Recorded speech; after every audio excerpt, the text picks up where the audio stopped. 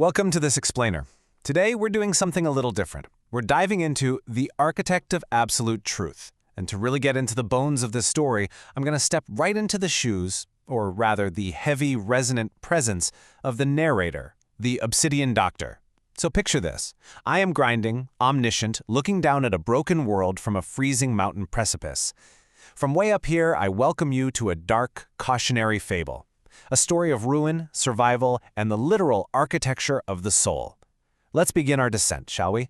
The clock has struck, the mercury is cold, and the play is a puddle of neon paint. Those are my words, grinding right against the desolate silence in the immediate, bleak aftermath of the Great Illusion. Think of the vibrant, chaotic theater of the old world. It's completely dissolved into a toxic ruin. And my presence just looms over all of this desolation. There is literally no warmth left down there. It's just the chilling reality of what remains when all those grand illusions finally collapse. Act 1. The Ruin and the Void. So, from my precipice, I looked down upon this freezing void hanging ominously right above a charred circle. The contrast here is absolutely sharp. You have the jester's ruined theater, this smoldering 7th century theater of lies, dripping in neon paint and just littered with discarded political assets. It's all mud, fire, and deception. But then you have what the Cosmic Weaver is building, the Silver Sanctuary. We're talking about a space entirely defined by violet frost, vibrating information, and pure structural permanence. It's a cold, unforgiving aesthetic, but within that void, this shimmering Silver Cathedral stands as this unyielding beacon against the ruin. This is the Cathedral of Silver Threads. Now, this wasn't some palace made of physical stone that could just crumble away in a fire. No, as I watched the weaver work, I saw a sanctuary composed layer by layer of vibrating information and diamond-hard silk. It's literally a nerve center of stars suspended in the void. And its purpose? To gather up those discarded political assets, the broken souls who actually survived the Great Illusion, and shield them from the violet frost. It's an absolutely stunning way to conceptualize building truth out of total nothingness. Act 2.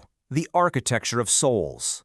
The mechanics of the Cosmic Weaver's grand design really caught my omniscient gaze here. You see, he wasn't just throwing together a shelter. He was taking the chaotic, fractured remnants of human nature and binding them to stabilize this sanctuary. Let's look at how he uses the different facets of the human psyche, starting right with the id.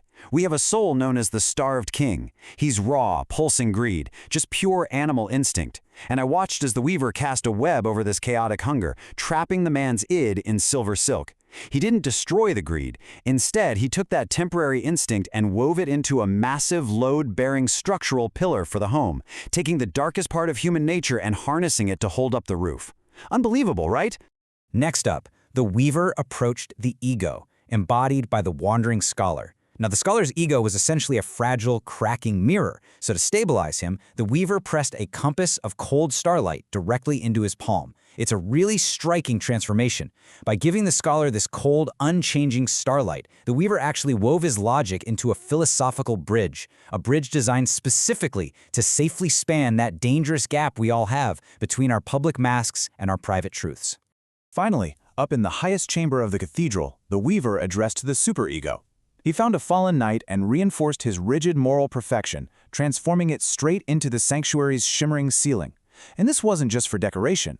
That knight provided the essential moral gravity needed to keep the whole sanctuary from drifting right back down into the jester's ruinous web of false intimacy.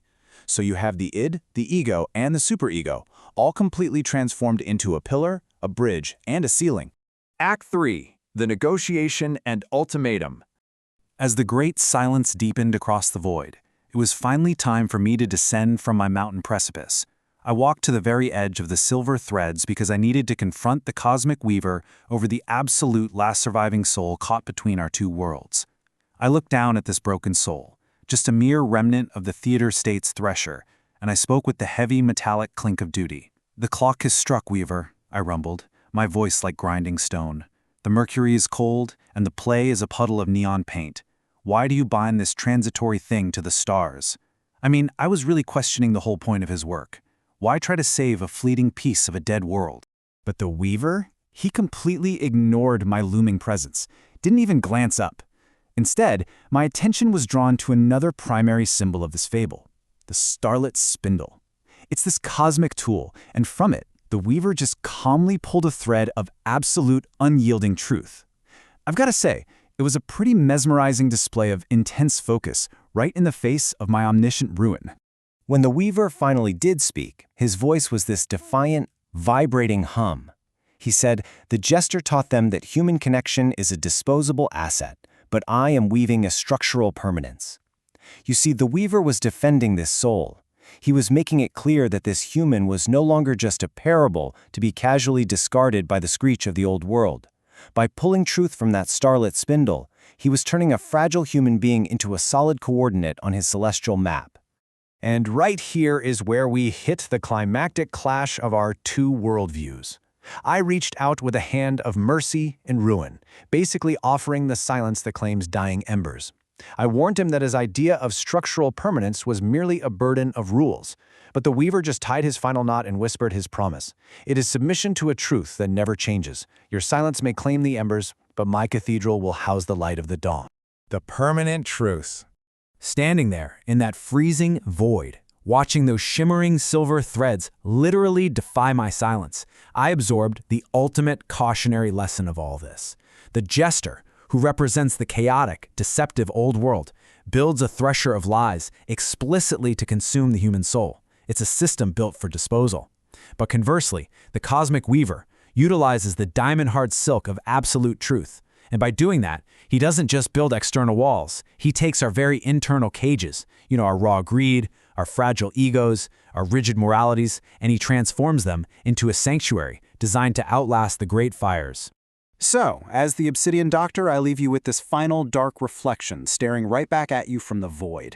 The old world is just a puddle of neon paint, but that starlit spindle, it is still turning. So what's it gonna be? Will you remain in the jester's thresher of lies, consumed by false intimacy and temporary illusions, or will you seek out absolute truth and build a sanctuary of structural permanence that outlasts the fire? The choice, and the architecture of your own soul, is entirely up to you. Thanks so much for joining me for this explainer.